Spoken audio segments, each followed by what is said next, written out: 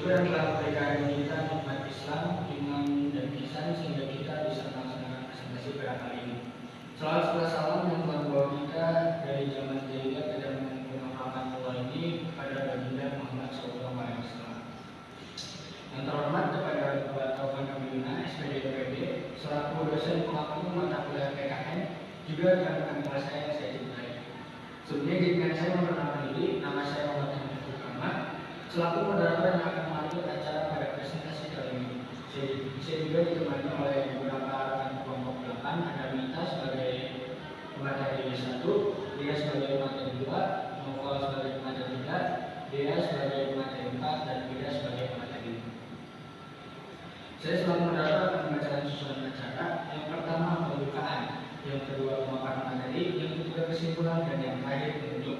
Untuk mengefektifkan waktu, langsung saja mari kita buka presentasi kali ini dengan membaca Bismillah bersama-sama. Bismillahirrahmanirrahim. Selanjutnya yang pemaparan materi, yang pertama ada kita sebagai pemateri 1, disilakan. Assalamualaikum warahmatullahi wabarakatuh.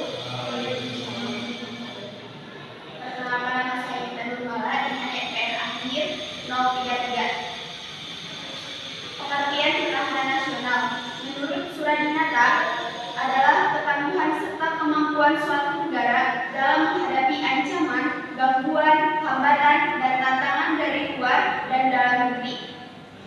Menurut Suryo Hadi Projo, ketahanan nasional terdiri atas keamanan nasional.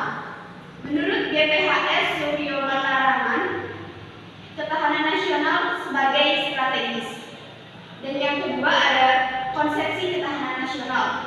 Konsepsi ketahanan nasional adalah sebuah pengembangan dari kekuatan negara yang berlandaskan Pancasila, Undang-Undang, dan Wawasan Nusantara. Bela negara sebagai upaya mewujudkan ketahanan nasional. Bela negara tercantum dalam Undang-Undang Dasar 1945 Pasal 20 ayat 3 yang berbunyi, setiap warga negara berhak dan wajib ikut serta dalam upaya pembelaan negara. Dari pasal tersebut dapat diupayakan pembelaan negara bahwa negara merupakan hak dan kewajiban setiap masyarakat. Ada asas kesejahteraan dan keamanan. Keduanya merupakan kebutuhan manusia yang paling mendasar. Oleh karena itu, kesejahteraan dan keamanan sangat menjadi tujuan utama dalam sistem tata kelola kehidupan nasional. Dan untuk yang selanjutnya ada juga asas komprehensif integral. Komprehensif adalah menyeluruh, integral adalah menyatu. Jadi model berpikir komprehensif integral adalah model berpikir dengan memandang menyikapi secara menyeluruh. Sekian itu materi yang bisa saya lanjutkan kepada moderator. Terima kasih kepada Mita yang telah memaparkan materi. Selanjutnya materi 2 yang akan disampaikan oleh Dea. Silakan. Terima kasih kepada moderator yang telah mempersilahkan saya untuk berbicara. Saya akan menyampaikan materi sifat-sifat ketahanan nasional. Sifat-sifat ketahanan nasional ada 4. 1. Mandiri, yaitu tidak mengalami ketergantungan kepada orang lain, tidak berputus asa, dan menjaga serta mengembangkan karakter warga negara yang berpijak pada identitas nasional. Yang kedua, yaitu dinamis, artinya tidak tetap, dapat meningkat atau menurun tergantung kondisi suatu bangsanya. Yang ketiga, kewibawaan. Dengan kewibawaan, negara akan disegani dan dihormati oleh negara lain. Semakin tinggi ketahanan nasional, akan semakin disegani oleh negara lain. Yang keempat, konsultasi dan kerjasama. Negara harus mengedepankan sikap-sikap non-konfrontatif dan non-provokatif untuk menghadapi tantangan dan ancaman yang mengancam negara. Tujuan ketahanan nasional ada pada pembukaan Undang-Undang Dasar 1945 pada alinea keempat. Sedangkan fungsinya menurut saya ada 3. 1. Berfungsi sebagai doktrin dasar nasional, yaitu sebagai pembentukan pola pikir, pola sikap, pola tingkah, dan pola kerja untuk menyatukan langkah suatu bangsa. Yang kedua, sebagai pola dasar pembangunan nasional, yaitu sebagai petunjuk dan pedoman untuk melaksanakan pembangunan nasional di segala bidang. Yang ketiga, sebagai metode pembinaan kehidupan nasional, yaitu suatu metode integral yang mencakup aspek alamiah dan aspek sosial. Sekian yang dapat saya sampaikan, saya kembalikan kepada moderator. Baik, terima kasih kepada Lia yang telah menyampaikan materinya.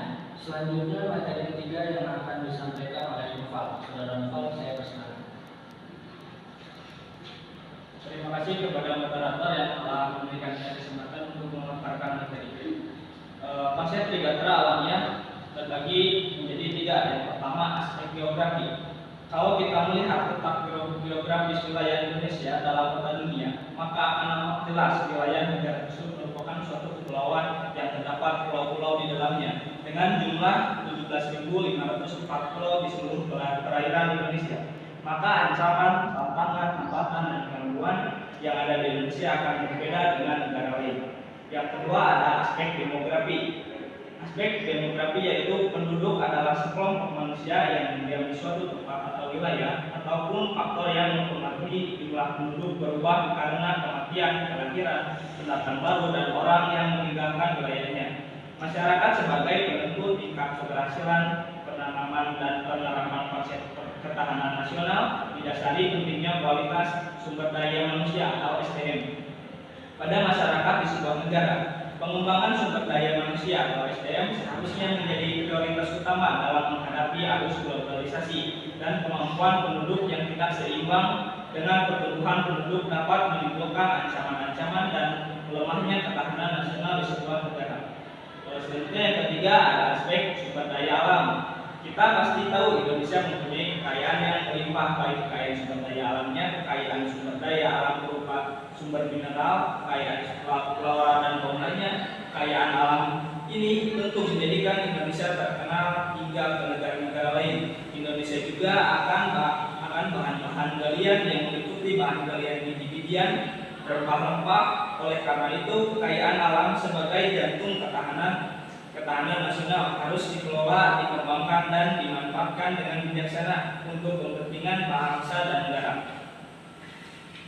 Dengan pengelolaan sumber daya alam atau SDA yang baik akan sangat mempengaruhi konsep ketahanan nasional di sebuah negara, terutama di negara Indonesia. Sekian, terima kasih pemaparan dari saya kembalikan kepada moderator. Baik, terima kasih kepada Noval yang telah menyampaikan materi. Berikutnya ada materi 4 yang akan dijelaskan oleh Lia. Saudara Lia, saya silakan.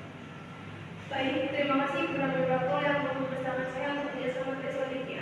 Di sini saya akan memberikan materi dari saudara Noval mengenai Pancadata. Yang pertama ada ideologi, di mana ideologi itu sendiri adalah suatu ide atau gagasan yang berasal dari manusia untuk mencapai tujuan tertentu.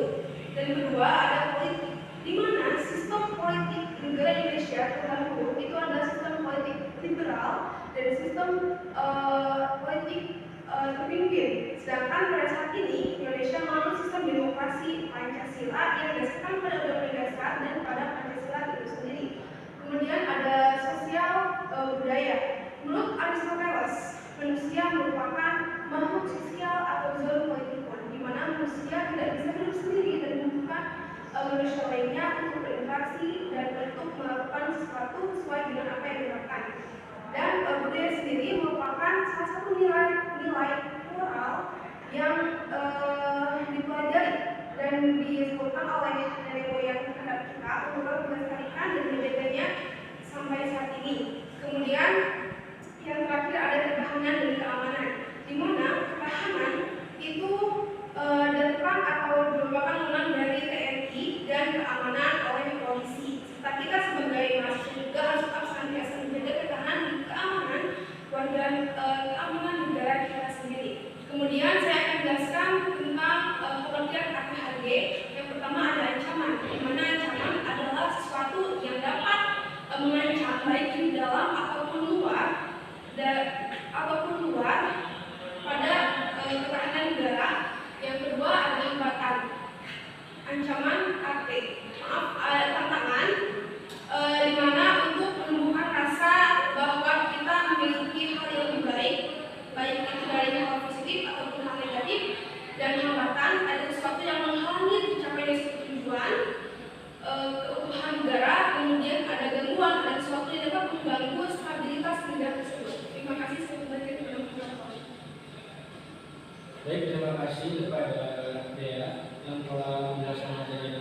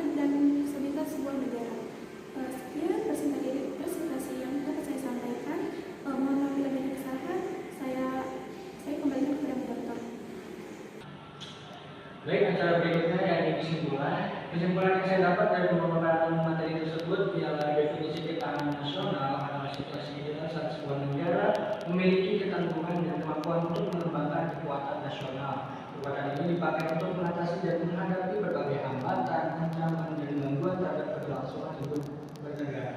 Adapun sifat-sifat ketahanan nasional yakni mandiri, dinamis, kewibawaan, konsultasi, dan kerjasama. Baik, acara demi acara telah kita lewati, tiba saatnya penghujung acara yakni penutup. Mari kita tutup presentasi kali ini dengan membaca alhamdulillah bersama-sama. Terima kasih saya ucapkan kepada rekan kelas yang sudah menyampaikan presentasi kelompok kami dan juga terima kasih kepada kelompok